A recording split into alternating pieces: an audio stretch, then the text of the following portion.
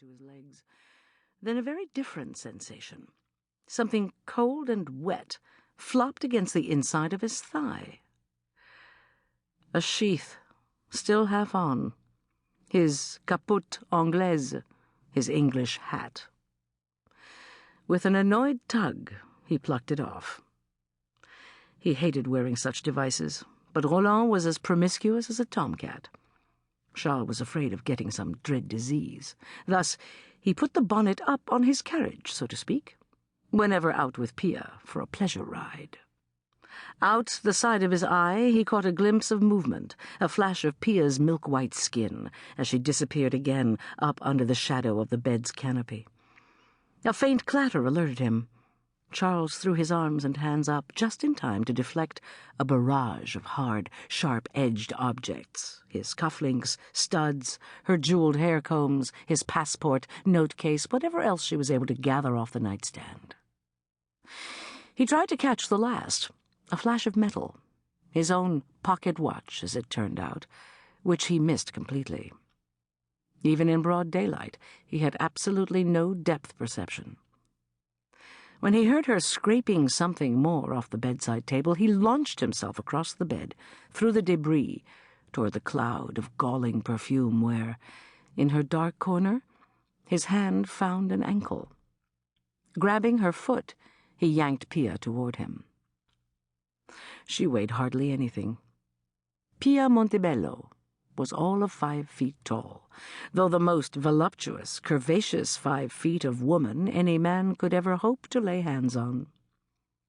Charles took her into his arms, an easy matter for a man well over 6 feet and over 200 solid muscled pounds. She squirmed and reverted to her native language, Italian, for what became a scatological catalogue of name-calling. Traditori di merda! Merdoso! Merdonaccio! Merda di Madonna! Treacherous merda, reeking merda, prodigious merda, merda of the sainted mother. She kicked pillows, churned satin covers as he tried to open her hand. There was another would-be projectile clenched in it. He tried to reason with her.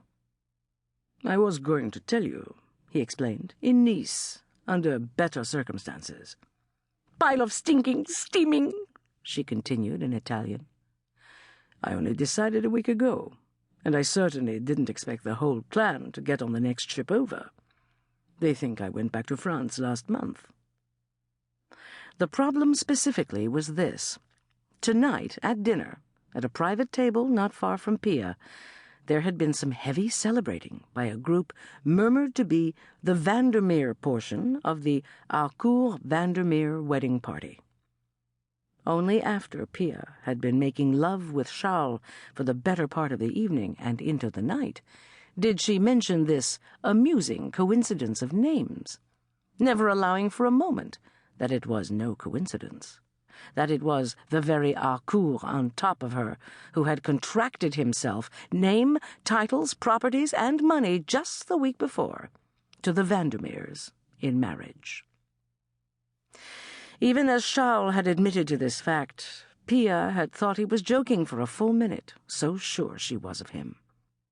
Holding her in the quasi-straitjacket of his embrace now, he pried her fist open, finger at a time, releasing her own small but impressive choker of diamonds and black jade, the likes of which he was not allowed to give her.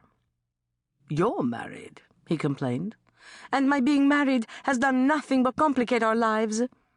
So get unmarried."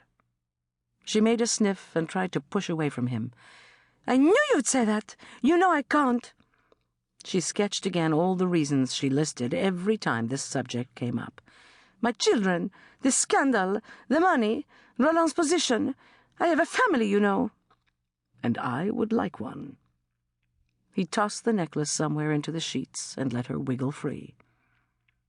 She hopped off the bed, a petite, shapely silhouette against the light through the moving curtains. "You're just being spiteful," she said, as she bent and picked up what looked to be her corset. "I'm being practical.